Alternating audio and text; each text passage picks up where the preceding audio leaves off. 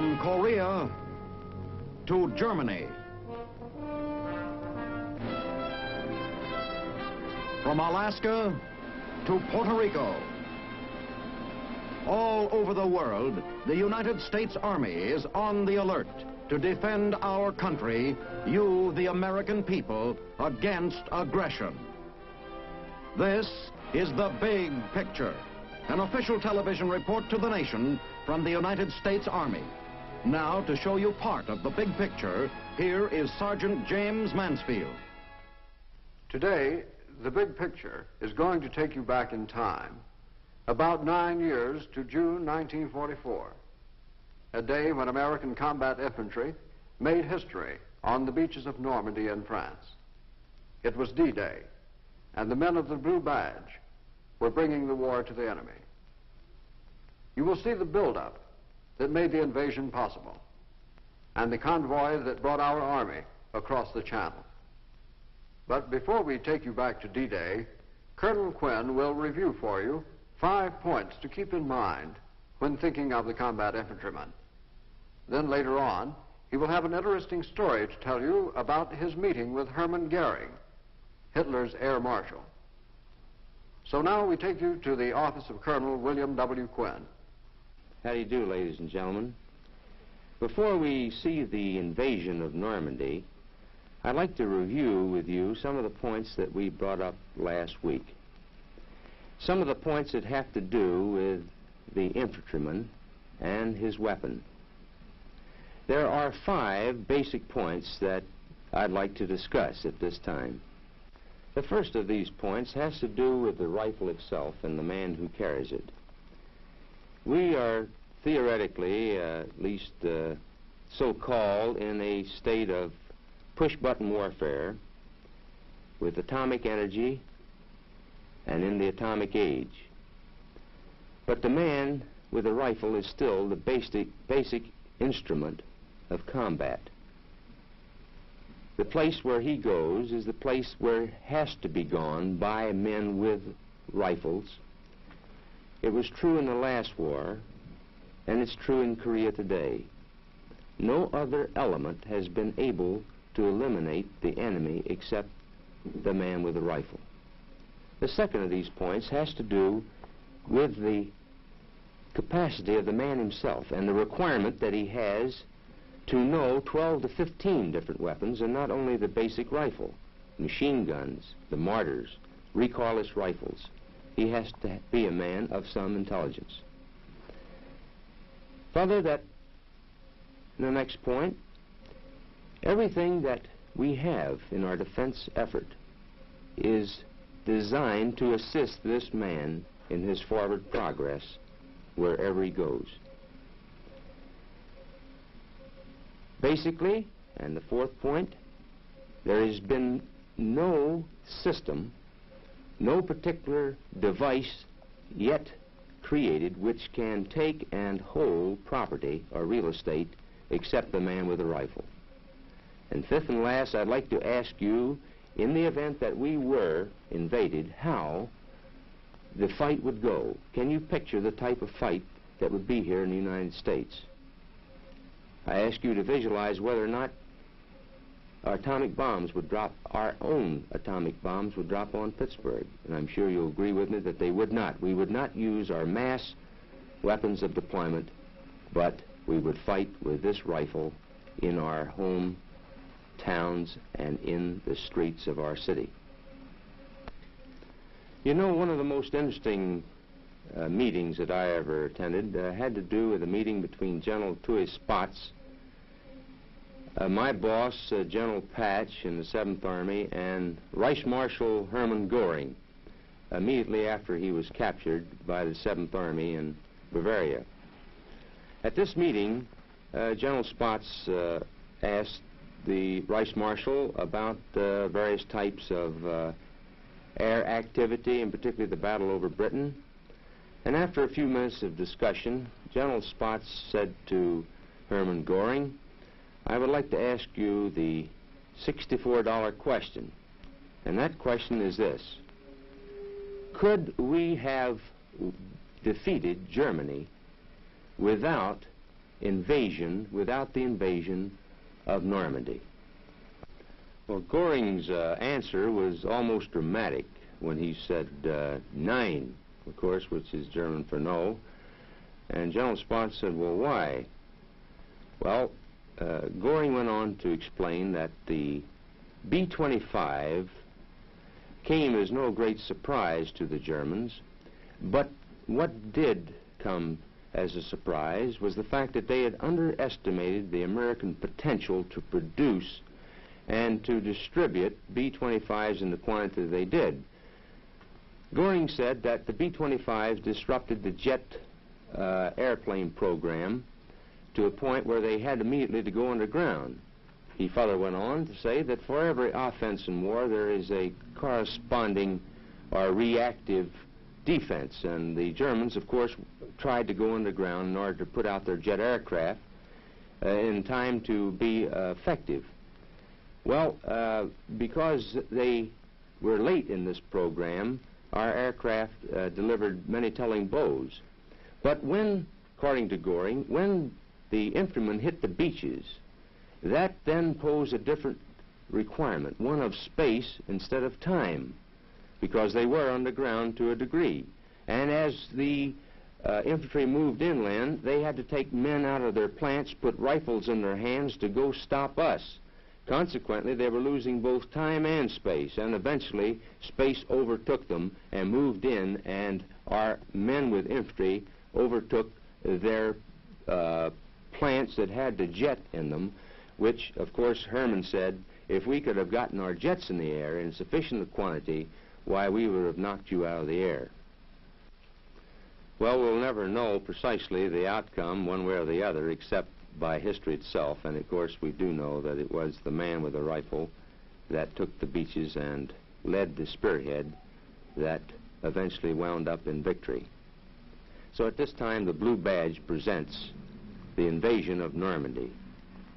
In December 1943, at terror on Persia, the date for the liberation of the people of Europe was set on the Allied calendar of operations.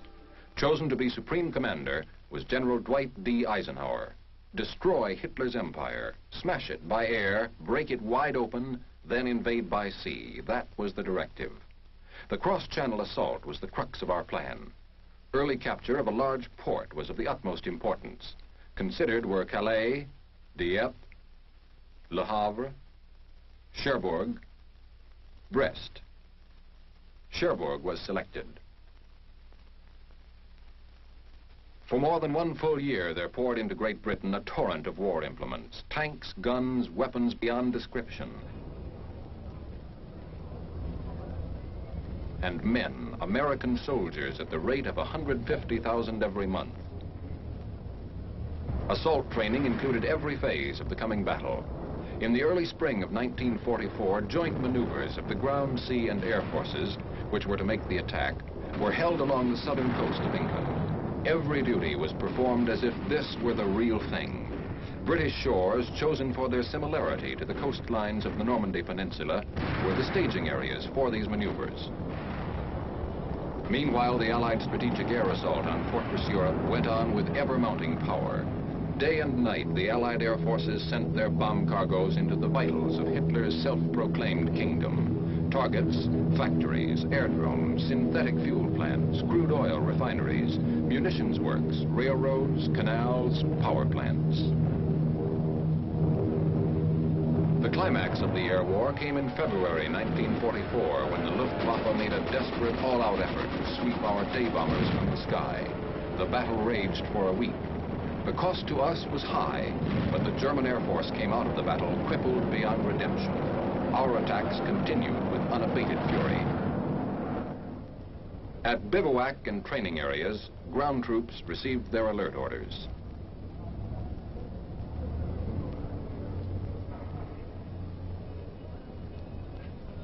Men and equipment started to move. 65,000 men and 7,600 vehicles from bivouac areas all over Great Britain were moved to marshalling areas in southern England without a hitch. Highways were kept clear of all civilian traffic during this period. Rumor that the great invasion was at last underway flew through the length and breadth of Great Britain.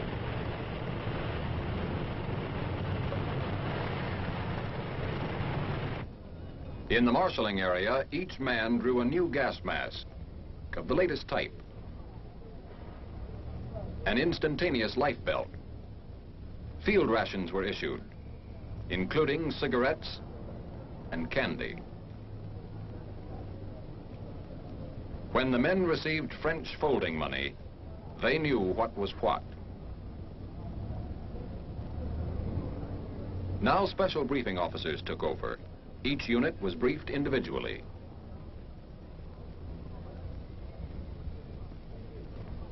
The movement of the initial invasion task force from the marshalling areas to the embarkation points in southeastern England began on 30 May 1944. The timetable called for all troops, vehicles, and supplies to be aboard their transports within 5 days. This transportation and embarkation schedule, so vital to the whole invasion plan, required the closest possible coordination of times of departure and arrival. The operation was executed with expert skill and efficiency. Morale was high. Toughened, skilled, easy under discipline, our men knew they were ready.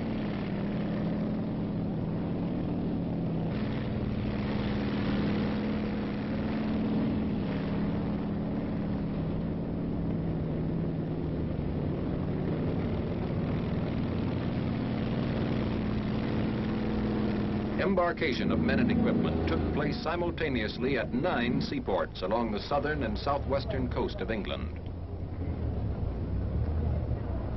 All vehicles and tanks were loaded backwards on LSTs and LCIs. Concrete and cobblestone embarkation lanes known as hards had been constructed to speed loading. All vehicles embarked with gas tanks filled and sufficient extra gas for 150 miles. And the foot soldier was on time and in place.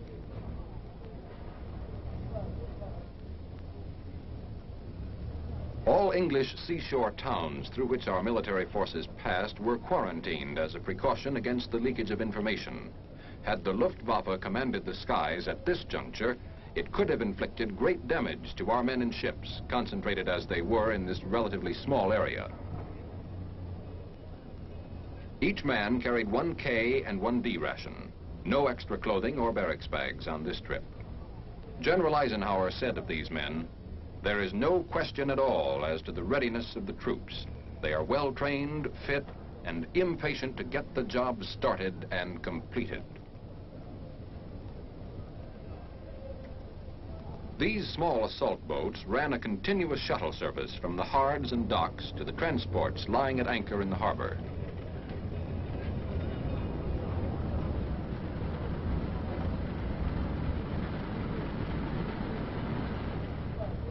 This shuttling was a necessary expedient because of the huge amount of men and equipment that had to be loaded in a 4-day period and the limited dock facilities available in the ports of southeast England.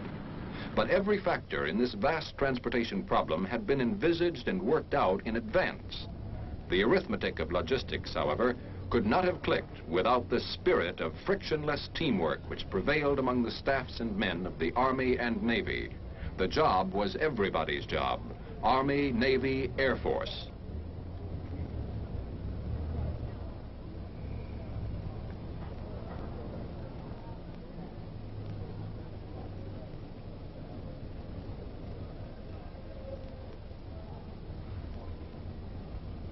As each ship was completely loaded with its men and equipment, it pulled out into the harbor to take its place in the forming convoy.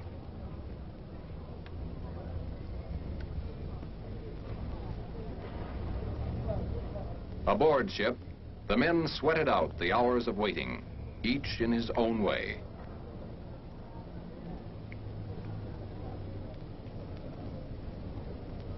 Naval gun crews received individual briefings. The success of this tremendous undertaking depended vitally upon the naval bombardment that would precede the assault of ground forces. Troop units rehearsed their objectives from D-Day to D+3. Everything known about the enemy's defenses was thoroughly analyzed by officers and men. Preventive maintenance service of arms and equipment was highly stressed in all branches of our military forces.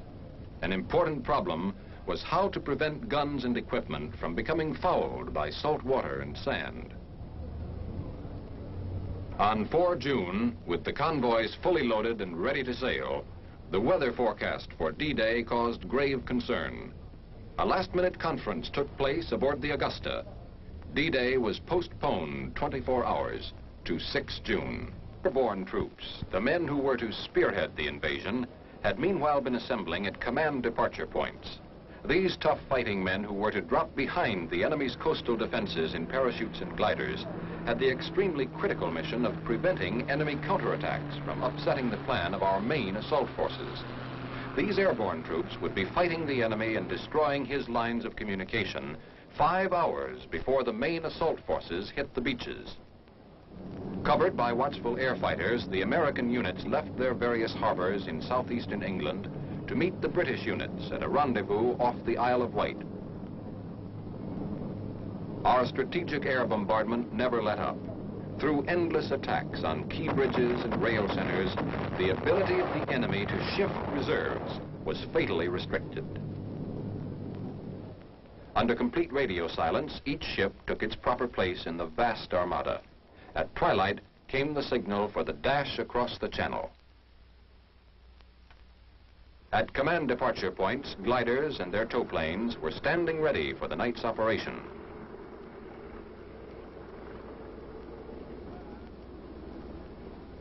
Speeds and altitudes were assigned to tow plane pilots, and glider pilots were given a final briefing on all that was known to our intelligence regarding the conditions likely to be found in the drop zones. Each unit's mission was clearly defined. Earlier in the day, General Gavin had a final talk with his men.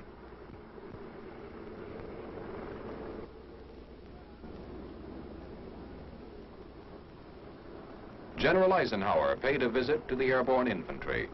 These men were assigned to 6 Pathfinder units. Takeoff, 2,310 hours of D-1. Time for the airborne spearhead to get going. At more than a dozen fields, paratroopers filed out of hangars on schedule and marched to their planes. Each combat team carried adequate equipment to complete its mission independently, for it was recognized that a night drop into heavily defended enemy territory by such large forces was bound to create a wild state of confusion on both sides.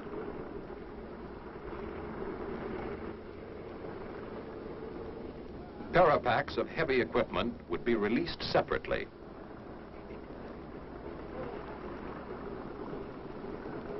Gliders were loaded with equipment first. Each pilot checked his list of passengers. Paratroopers put on their full load of equipment, adjusting each item with extreme care. To hit the dirt just right with a full load of equipment is a highly specialized business.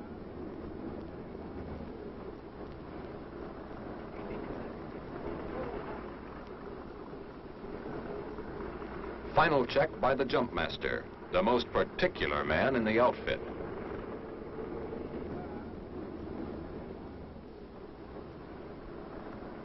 Paratroopers board their planes. Leg packs containing demolition supplies will be released by the men while in midair. Thus, each man will hit the dirt close to his pack. The success of the mission depended upon the rapid destruction of certain key enemy installations. The gliders take off. The heavily armed men in them, a short while before, had listened to a message from the Supreme Commander. You are about to embark on a great crusade. The eyes of the world are upon you, and the hopes and prayers of all liberty-loving people.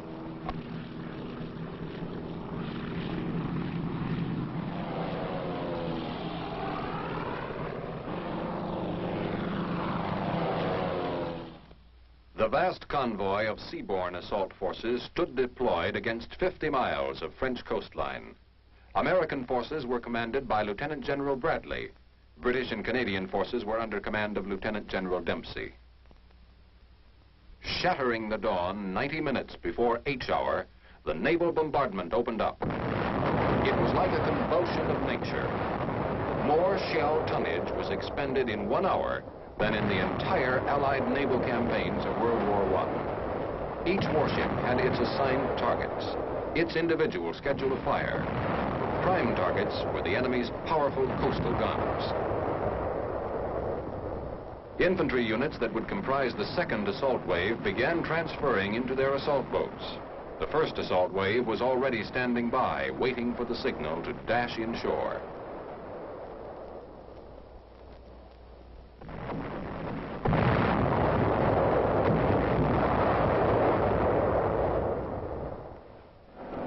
The last phase of air bombardment began at 0530, 1 hour before touchdown of the ground troops.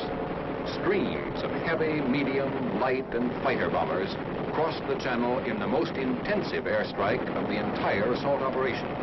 Objective, to isolate the battle area until we could consolidate our beachheads and begin the breakthrough. The big guns poured it on. Combat teams, each on a schedule, continued their unloading into assault boats. There would be little time between the first assault wave and the second.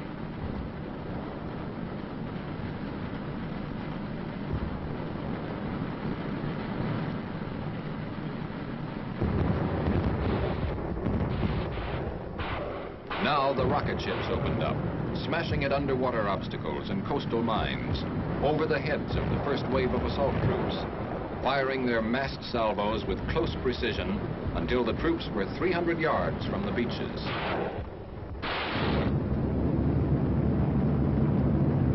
The fury from the air went on and on. Our airmen in tactical support of the ground forces took no rest that day. Back from one sortie, they gassed up, loaded their bombs and ammunition belts, and grimly went out again and again.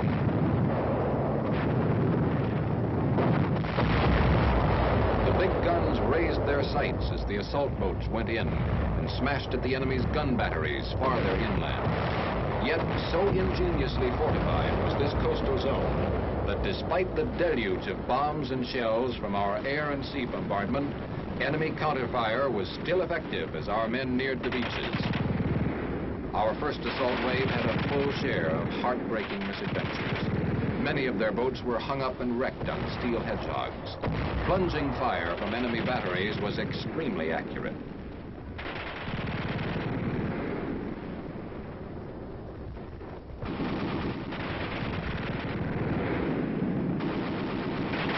In the confusion, boats went astray or got out of control and crashed into one another. Forced to jump out of sinking boats, many men had to discard their weapons and equipment to save themselves from drowning. Casualties in the first hour were heavy.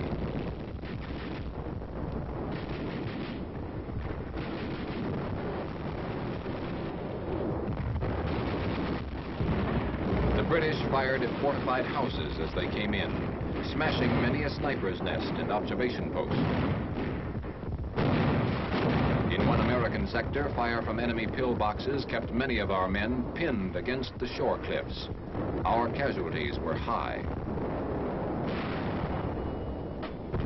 In the British sector, special duty engineers hit the beach first, with the medics and infantry following.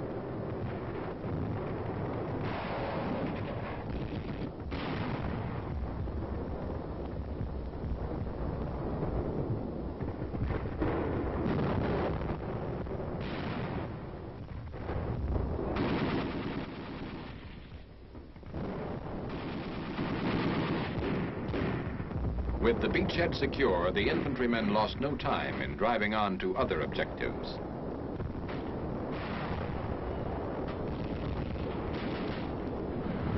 The second assault wave came in.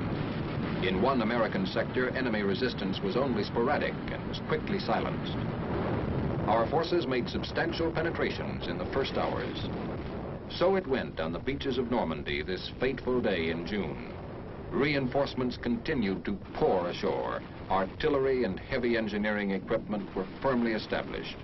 The German boast that an invading force could not remain ashore for 9 hours had been flung back on the now desperate defenders.